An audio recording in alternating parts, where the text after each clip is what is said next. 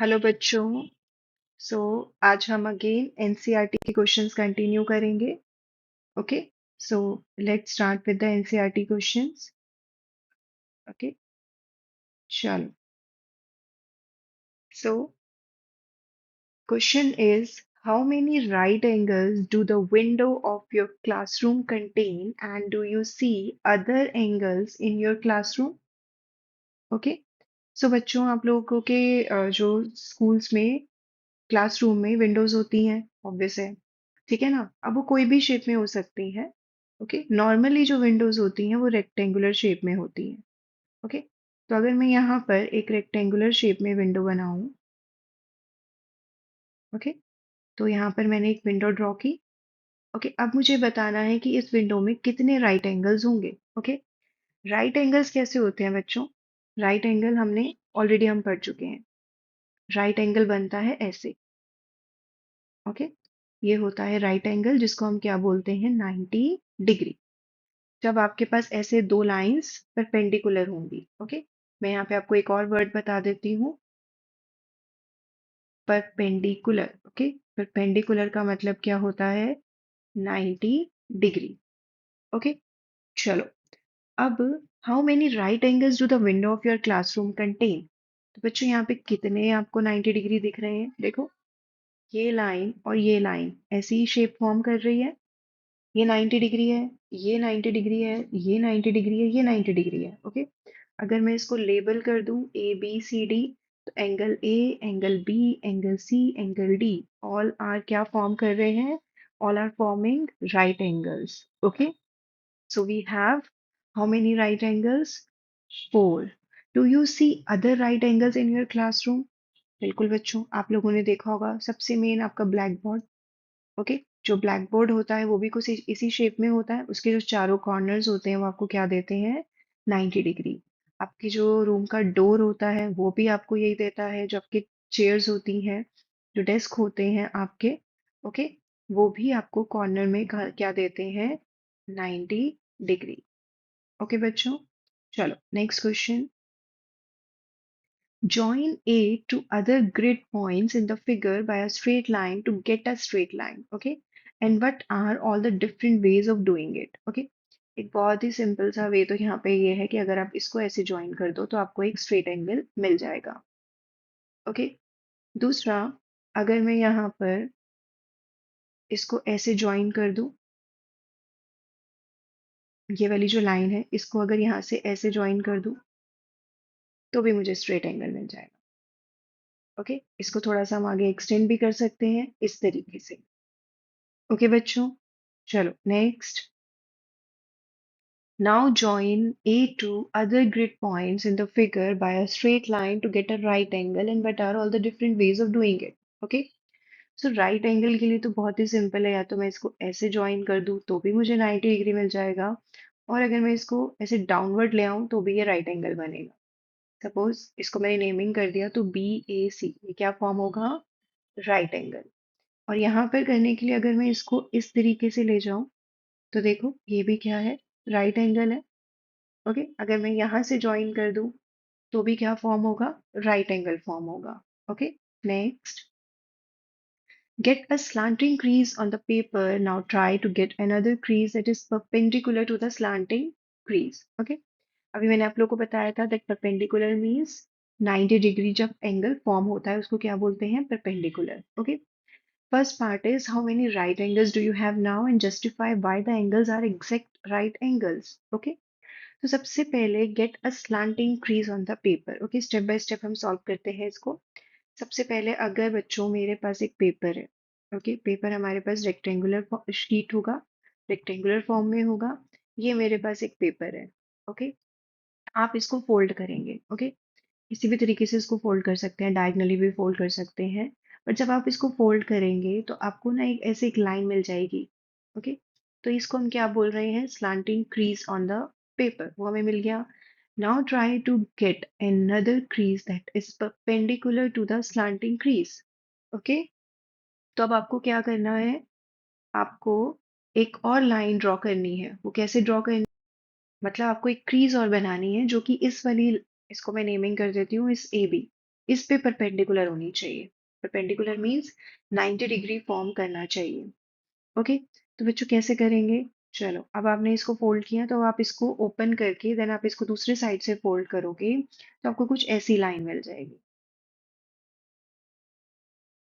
Okay, अब आप बताओ कि आपको इसमें कितने राइट एंगल्स दिख रहे हैं। देखो, इसको मैं नेम दे देती हूँ, सपोज ओ। तो एक एंगल ये, एक एंगल ये, 3 and 4. So how many right angles do we have now? We have 4 right angles. Okay बच्चों,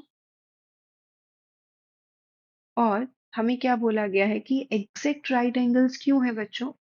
देखो, यहाँ पर ये दो लाइंस जो है वो मीट कर रही हैं इस पॉइंट पर।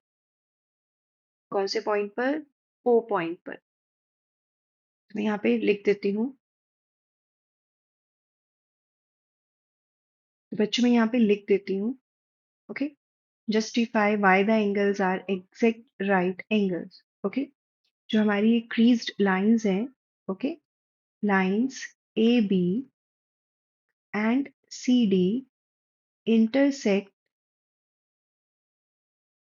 Eight O. ओके, और ये क्या है इनका? Point of intersection of two crease. Okay, point of intersection of two crease. Okay, तो ये जो पॉइंट ऑफ इंटरसेक्शन है बच्चे, ये आपको दो परपेंडिकुलर लाइंस दे रहा है। ओके, और ये जो दो परपेंडिकुलर लाइंस हैं इसीलिए हमें क्या दे रही हैं? एग्जैक्ट दो राइट एंगल। ओके, तो हम यहाँ पे क्या लिख देंगे? And two crease lines are perpendicular to each other. Okay बच्चों, परपेंडिकुलर के लिए हमारे पास एक सिंबल है जो हम यहाँ पे यूज कर सकते हैं। तो मैं आपको बताती हूँ अभी, इस तरीके से। ओके, क्यों? क्योंकि देखो, ये जो दो लाइंस है ये भी कुछ इसी तरीके की शेप फॉर्म करती हैं। तो ये जो साइन होता है बच्चों, ये परपेंडिकुलर का साइन होता है। Okay, are perpendicular to each other. Okay, that's why they are forming right angle.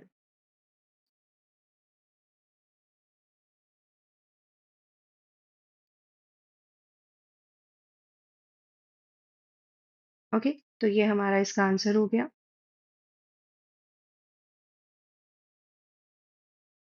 अब हमें नेक्स्ट क्वेश्चन बोला गया है, describe how you folded the paper so that any other person who does not know the process can simply follow your description to get the right angle. तो बच्चों, जैसे जैसे हमने इसको ड्रॉ किया है वैसे वैसे हम इसके स्टेप्स लिख देते हैं। ओके, तो यहाँ पर सबसे पहला स्टेप क्या होगा हमारा? कि हमने क्या लिया? एक शीट ऑफ पेपर लिया और उसको हमने क्या किया? फोल्ड किया। ओके, तो हम यहाँ पे लिख देते हैं,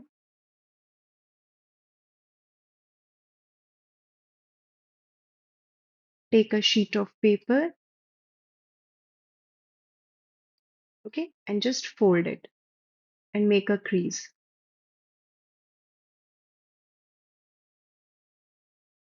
Okay, and you can write make a firm crease. Okay, that should be visible. Okay, now again आपको क्या करना है? अगेन आपको दूसरे साइड से फोल्ड करना है इसको। Okay, again fold the paper.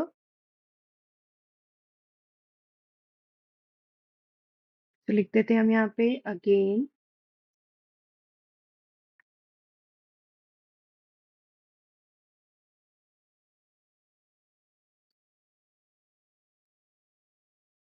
Okay, so that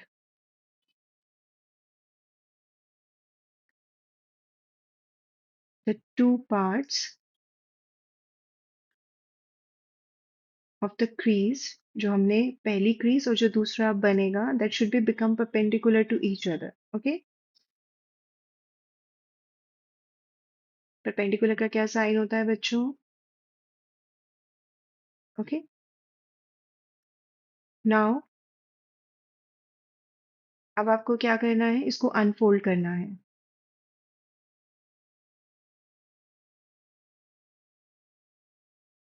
आप एक क्रीज ओपन करके देन दूसरा क्रीज फोल्ड के लिए फोल्ड कर सकते हैं, या दोनों को एक साथ करके एंड देन एक साथ अनफोल्ड भी कर सकते हैं, आपको क्रीज मिल जाएगा।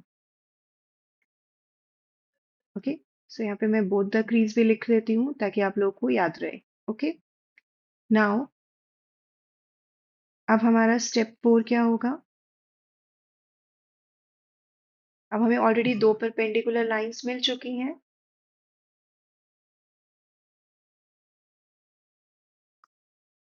Okay, now we have two perpendicular lines, okay, and we get four right angles, okay, जैसा अभी हमने फिगर में आपको शो किया है। ओके बच्चों, तो मैं आप लोग को एक बार शो कर देती हूँ दोबारा से। आप इस स्टेप्स को फॉलो करके आप क्या करोगे, आप एक शीट ऑफ पेपर लोगे, ओके, एंड आप उसको फोल्ड करोगे। फोल्ड मतलब आप इस कॉर्नर से आप इसको इस डायरेक्शन में इस तरीके से फोल्ड कर दोगे। ओके, देन आप ओपन भी कर सकते हो, अदरवाइज आप अगेन दूसरी डायरेक्शन से इसको इस तरीके से फोल्ड कर सकते हो। और इस तरीके से फोल्ड करना है कि जो लाइंस आपको मिलेंगी, एक लाइन यहाँ से और एक लाइन यहाँ से, दोनों एक दूसरे पे परपेंडिकुलर होनी चाहिए। And then you can unfold the sheet of paper, okay, and now you will have two perpendicular lines and both the lines will be forming four right angles. Okay बच्चों, तो ये क्वेश्चन था, हो गया done. Okay, चलो next करेंगे अभी हम लोग। Identify acute right obtuse and straight angles in the previous figure. ये प्रीवियस फिगर कौन सी फिगर की बात है बच्चों? आप अपनी एनसीईआरटी की बुक में एक बार देख लेना। मैं आप लोगों को यहाँ पे शो कर देती हूँ, ये मैं ऑलरेडी आप लोगों के साथ डिस्कस कर चुकी हूँ। ओके, याद है आप लोगों को बताया था कि ये जो फर्स्ट कॉलम है, इसमें जितने भी एंगल्स हैं वो सारे क्या हैं? Acute angles. Okay, acute angles क्यों है? बिकॉज वो 90 डिग्री से लेस है। ओके, और ये जितने भी एंगल्स हैं वो सब क्या है? 90 डिग्री।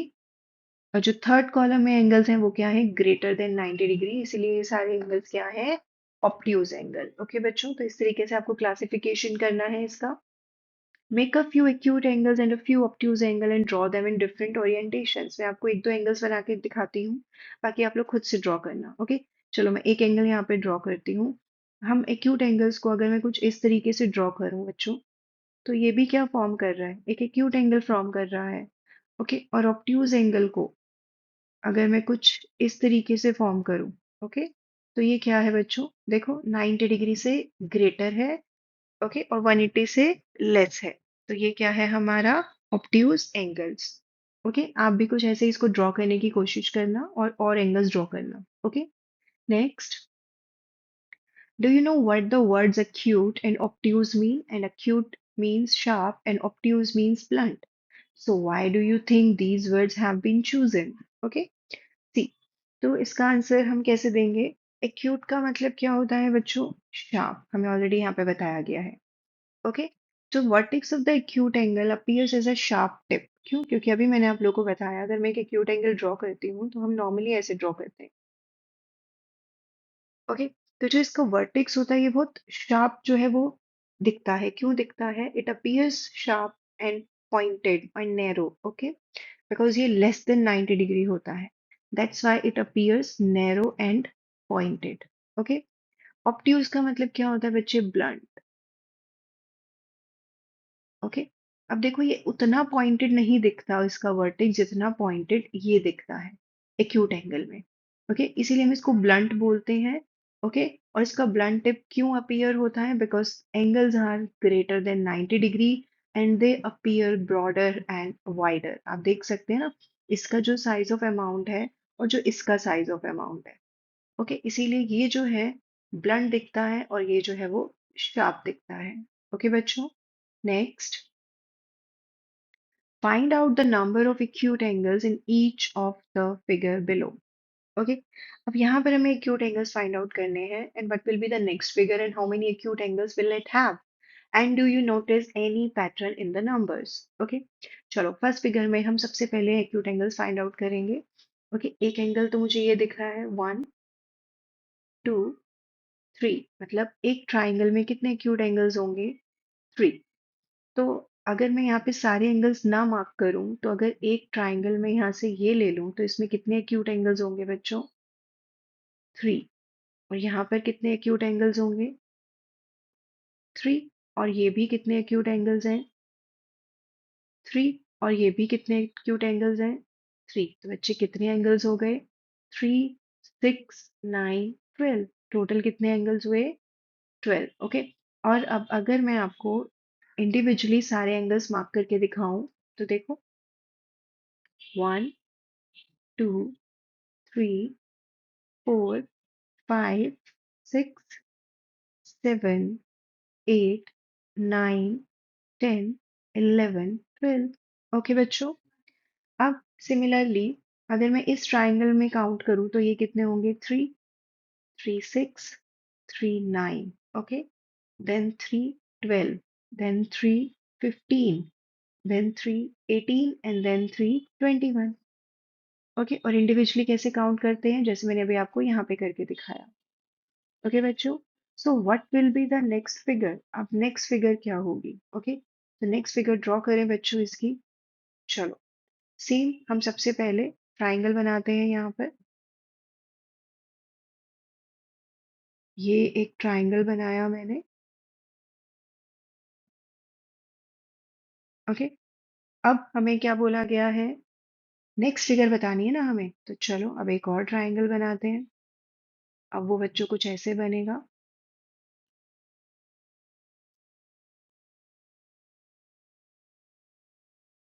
कि let me draw it again.